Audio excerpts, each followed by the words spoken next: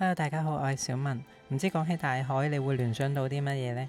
係你上一次去遊輪嘅時候嗰種舒暢嘅心情、美麗嘅風景，定係同朋友去到海邊散步，聽住海浪聲，一幅好美麗嘅畫面。但係今日呢，會同大家講嘅一個故事呢，一啲都唔浪漫，一啲都唔美麗，係一艘漁船嘅悲慘嘅經歷。咁我哋開始之前呢，希望大家可以訂閱我嘅頻道啦。如果中意呢條片呢，記得俾個 like 同埋留言話俾我知，你仲有啲咩特別嘅內容呢係想聽嘅。咁如果大家準備好呢，我就等小文帶你哋返到去1927年啦。1927年10月31號，喺加拿大西海岸嘅溫哥華島，有一艘喺華盛頓西雅圖開過嚟嘅美國貨輪瑪格麗特柏拉號，船長呢就發現咗海上面呢漂浮住一隻破破爛爛嘅漁船啦，於是呢就嗌船員呢乘坐救生艇呢就去睇下嗰隻漁船呢究竟係發生咗咩事。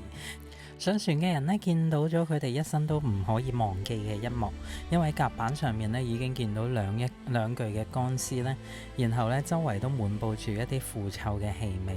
再入啲船艙裏面呢，就會見到一啲已經變咗做白骨嘅人體嘅遺骸，周圍都滿佈住血跡啦，同埋一啲海鳥嘅羽毛。咁喺船艙入面呢，就見到咗一啲烹煮嘅工具咧，同埋周圍咧已經係冇生還者嘅啦。咁所以咧，佢哋咧就即刻翻自己嗰隻船上面咧，然後報警，由警方咧將呢一艘漁船帶翻去岸邊啦，然後再進一步嘅搜查。呢隻小漁船呢，就係我哋今日嘅主角梁榮遠。梁榮遠呢係一艘只有19噸排水量嘅小漁船嚟嘅，喺當時嚟講呢都係偏細型嘅，只有1斤嘅船圍啦。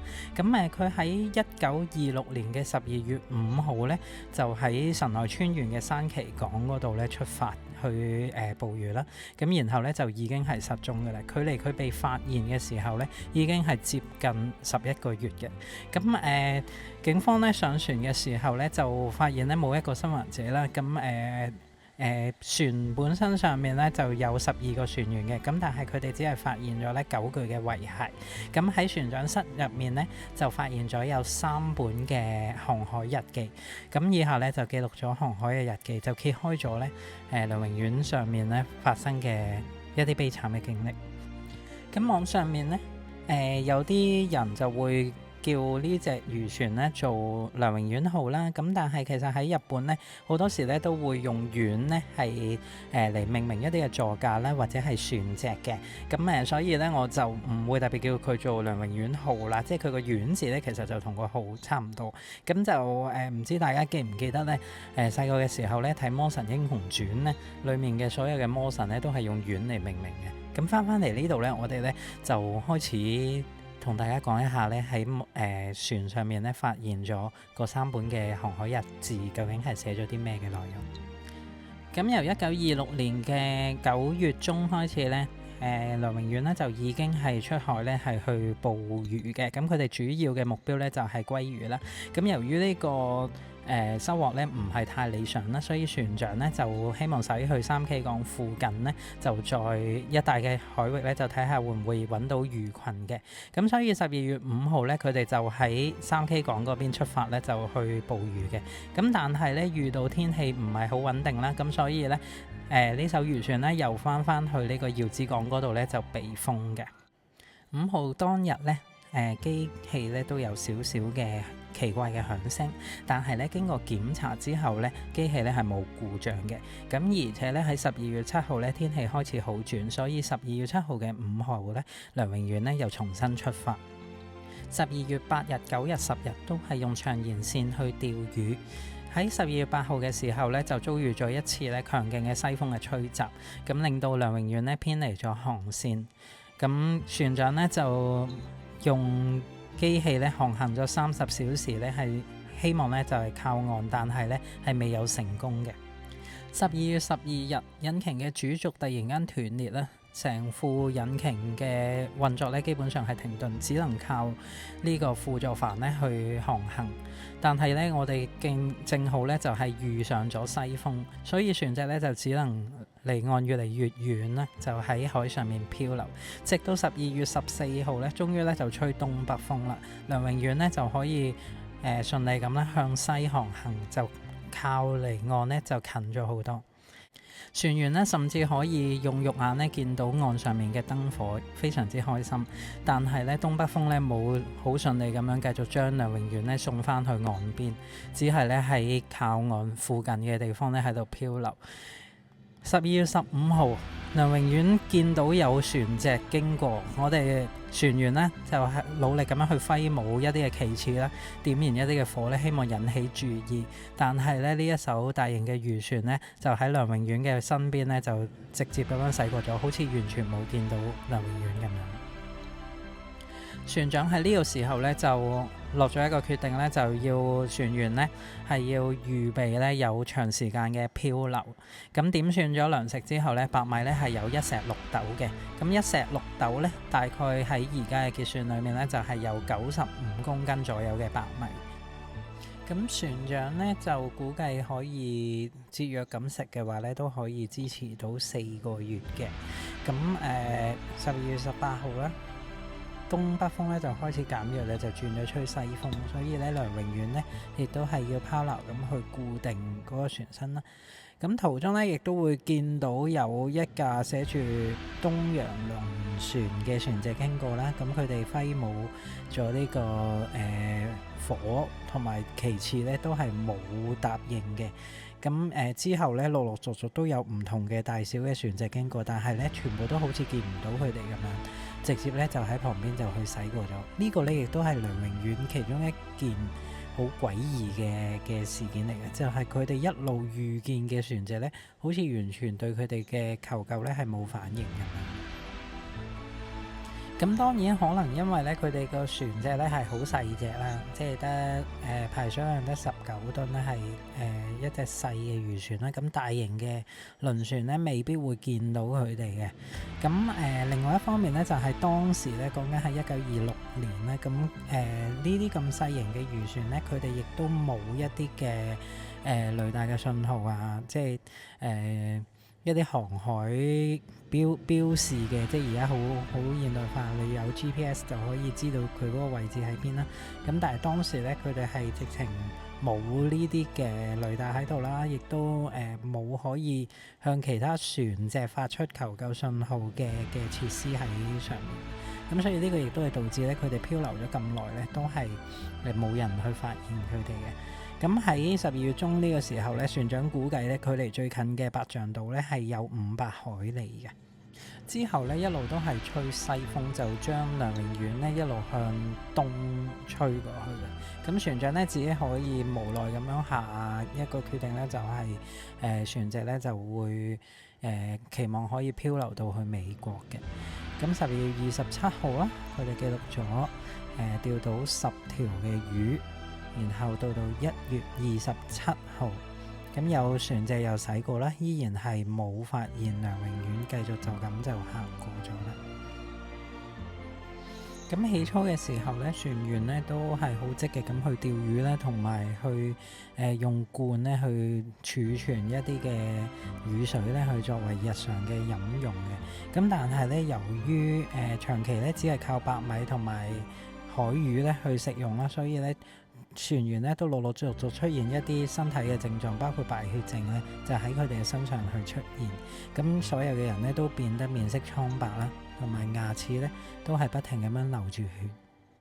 2月17日，糧食終於開始慢慢咁樣少落嚟，意味住咧漫長嘅飢餓同埋死神嘅魔爪咧已經慢慢咁樣伸向每一個船員。到3月6日，只係剩低咧最尾嘅一條魚。然後咧，所有嘅食物咧都見底。3月7號，即係梁榮遠漂流咗大概3個月嘅時間，所有嘅糧食咧已經食晒啦。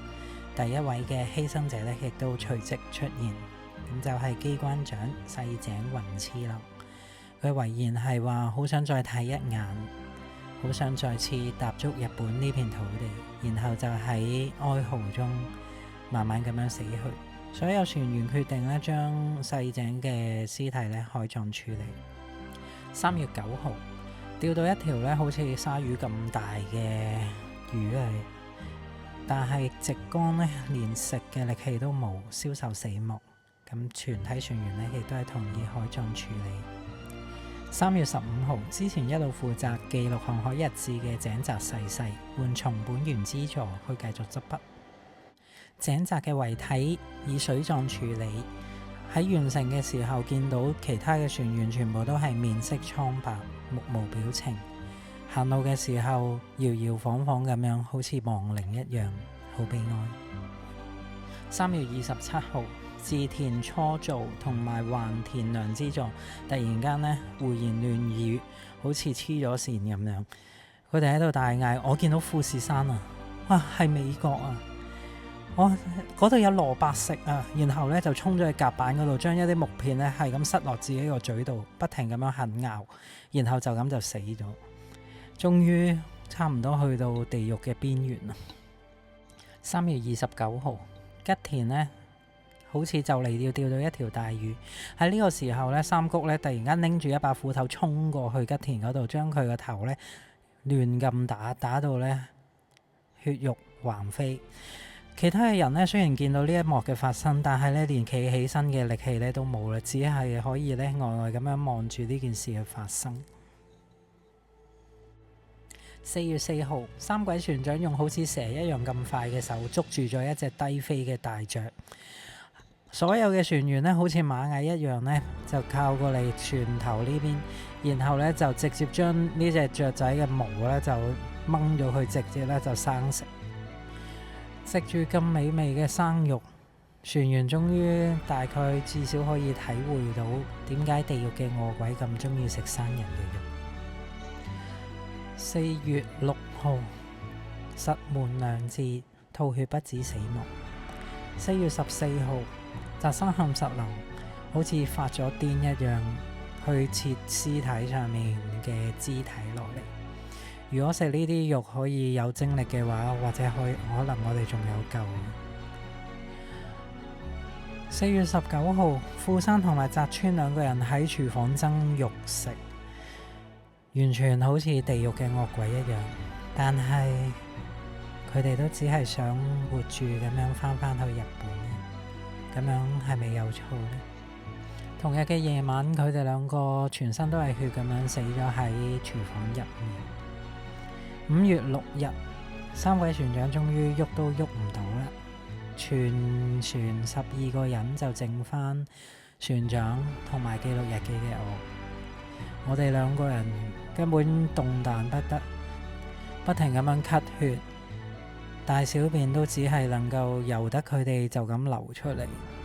我哋兩個都喺甲板嗰度就咁坐喺度等住死亡嘅到嚟。5月11日，5月11日係陰天，西北風稍強，無論吹咩風，我哋冇見到山影，亦都冇見到陸地，船隻繼續喺海上面漂流，亦都冇見到其他船嘅蹤影。好想再食一啖砂糖，好想再見到陸地。朋友嘅屍體已經開始腐爛，成隻船散發住屍臭，有啲人甚至已經變咗白骨。而我終於亦都可以告別呢個世界。日記到呢度為止呢，就完結啦。咁相信所有嘅船員，包括船長同埋寫日記嘅松本呢，亦都喺遠嘅時間之後呢，亦都係過咗身。咁但係呢，船板上面呢，仲留有咗船長寫俾屋企人嘅遺書，同埋所有船員嘅名字。遺書點解要寫喺甲板上面呢？就因為呢，萬一遇到風暴嘅時候呢，都可以流傳落嚟。船長同埋所有嘅船員希望呢，其他人都知道梁榮園上面曾經發生過一啲咁樣嘅事。以下係船長嘅遺書：仔細聽爸爸講，如果你哋第日大個之後一定要當漁夫嘅話，呢件係幸運嘅事，亦都係一件不幸嘅事。我希望我嗰兩個孩子永遠一定唔好做漁夫。